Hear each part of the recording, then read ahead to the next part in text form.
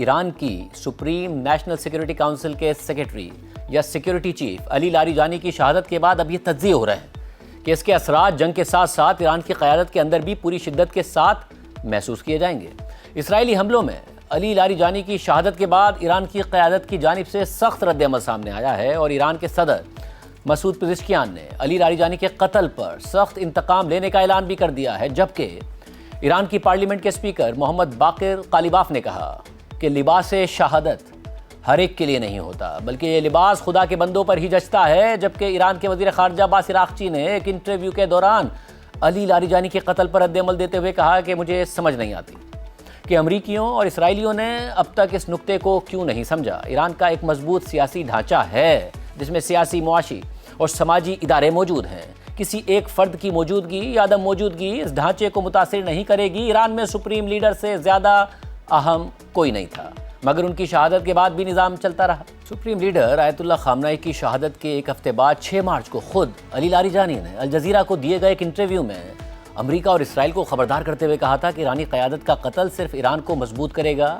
علی Larijani نے یہ بھی کہا تھا کہ سپریم لیڈر علی خامنہ ای کو شہید کر دیا گیا، لیکن ایرانی عوام نے عقل اور استحکام کے ساتھ غم کا اظہار کیا اور انقلاب کے ساتھ کھڑے رہے۔ ایرانی وزیر خارجہ حتیٰ کہ خود علی لاریجانی کا ماننا تھا کہ کسی ایک شخص کے جانے سے نظام پر کوئی اثر نہیں پڑے گا، مگر بین الاقوامی میڈیا پر یہ تجزیے بھی ہو رہے ہیں کہ علی لاریجانی کے بطور سیکیورٹی چیف ایران کی سیاست اور عالمی سطح پر اثر و رسوخ کی وجہ سے ایران کے لیے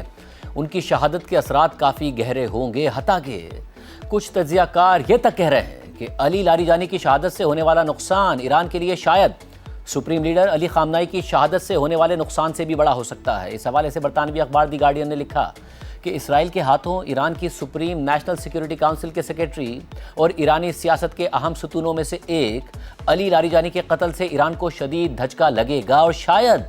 جنگ کے آغاز میں سپریم لیڈر علی خامنہ ای کی شہادت کے نقصان سے بھی یہ بڑا نقصان ہوگا۔ دی گارڈین کے مطابق علی لاریجانی ایرانی سیاست میں کئی لیولز پر اثر رکھنے کی اپنی صلاحیت کے ساتھ ساتھ چین اور روس جیسے ممالک میں اپنے اثر و رسوخ کی وجہ سے ہمیشہ ایرانی قیادت کو نشانہ بنانے کی کسی بھی کوشش میں اہم ہدف رہے ہوں گے، اور ان کا قتل 2020 میں امریکہ کے ہاتھوں ایران کی پاسدارانہ انقلاب کی القدس فورس کے کمانڈر جنرل قاسم سلیمانی کے قتل کے بعد ایرانی نظام کے لیے شاید سب سے بڑا نقصان ہے، جبکہ امریکی نشریاتی ادارے CNN نے لکھا ہے کہ علی لاریجانی ایرانی نظام کا نہ صرف عوامی چہرہ تھے بلکہ وہ اس نظام کے حقیقی انسائیڈر بھی تھے، اور ان کے قتل سے یہ جنگ مزید طویل ہو سکتی ہے۔ اسی طرح ایران کے امور کے ماہر اور امریکہ کی وزارت خارجہ کے سابق مشیر پروفیسر ولی نصر، جو ایران کی سیاسی تاریخ پر مبنی کتاب ایرانز گرینڈ اسٹریٹجی کے مصنف بھی ہیں، علی لاریجانی کی شہادت کے حوالے سے ان کا کہنا ہے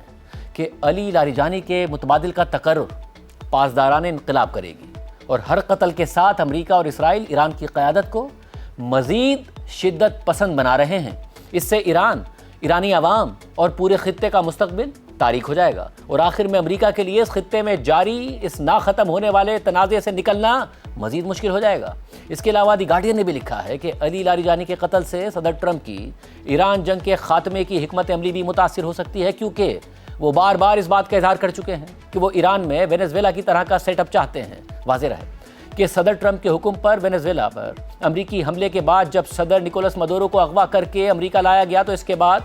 صدر نکولس مدورو کی نائب ڈیلسی روڈریگز نے وینزویلا کی حکومت سنبھال لی تھی، اور اس کے بعد سے وہ صدر ٹرمپ کے مطابق حکومتی انتظامات چلا رہی ہیں اور امریکہ کے ساتھ تیل کے حوالے سے ڈیل بھی کر لی ہے۔ اس حوالے سے رپورٹ میں لکھا ہے کہ ٹرمپ اکثر غیر رسمی طور پر اس بات کا اقرار کرتے رہے ہیں کہ وہ ایران میں ایسے داخلی متبادل رہنماؤں کو نہیں جانتے جو ڈیلسی روڈریگز جیسے کردار ادا کر سکیں، کیونکہ ان میں سے بہت سے ایرانی رہنما اسرائیلی اور امریکی حملوں میں قتل کیے جا چکے ہیں۔